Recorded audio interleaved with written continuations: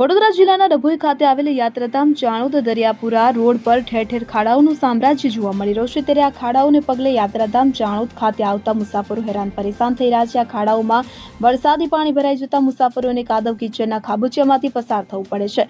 ચાણોદ ભીમપુરા નંદેરિયા દરિયાપુરા ગામ વચ્ચે સાંકળતી ST bus સુવિધા પણ ન હોવાને લઈને આ ગામમાં રહેતા વિદ્યાર્થી અને મુસાફરોની હાલત દયનીય બનવા પામી છે। યાત્રાધામ ચાણોદ દરિયાપુરાનો આ માર્ગ પર સેંકડો શ્રદ્ધાળુઓ કુબેર ભંડારી તેમજ પોઈચા નીલકંઠ મહાદેવના દર્શનાર્થે આવતા હોય ત્યારે આ માર્ગનું રિપેરિંગ તેમજ જે રસ્તાની આસપાસથી રસ્તા પર ધસી આવેલા કાંટાળા ઝાડી ઝાકડા કે જે સફાઈમાં ઉદાસીનતા જોવા મળી રહી છે। ચાણોદથી દરિયાપુરા માર્ગ પર રસ્તાની આસપાસથી કાંટાળા ઝાડી ઝાકડા જે ધસી આવ્યા છે। વાહન ચાલકો અને અકસ્માતને નોતરે તેવી સ્થિતિ સર્જાતા તાત્કાલિક ધોરણે આ રોડ રિપેરિંગ કામગીરી હાથ ધરવામાં આવે તેવી મુસાફરો અને સ્થાનિકો દ્વારા માંગ ઉઠવા પામી છે। તો ડભોઈ તાલુકાના ચાણોદથી દરિયાપુરાને જોડતો રસ્તો બિસ્માર હાલતમાં છે, જેને પગલે નંદેરિયા દરિયાપુરા વચ્ચે રોડ પર મોટા મોટા ખાડા, વરસાદી પાણી, કાદવ કીચડનો ભરાવો થતા વાહન ચાલકોના ટુ વ્હીલર પણ ફસાતા ચાલકોને હાલત તેઓની ખરાબ થવા પામી છે। તેમાં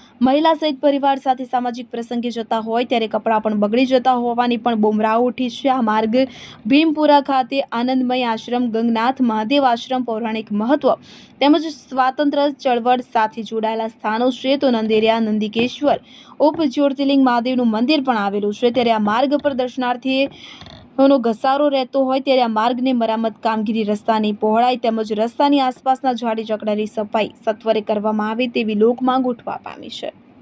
મુકેશ ખત્રી સાથે CN24 ન્યૂઝ ચાણોદ। હવે જુઓ દેશ દુનિયાની તમામ ખબરો તમારી આંગળીના ટેરવે।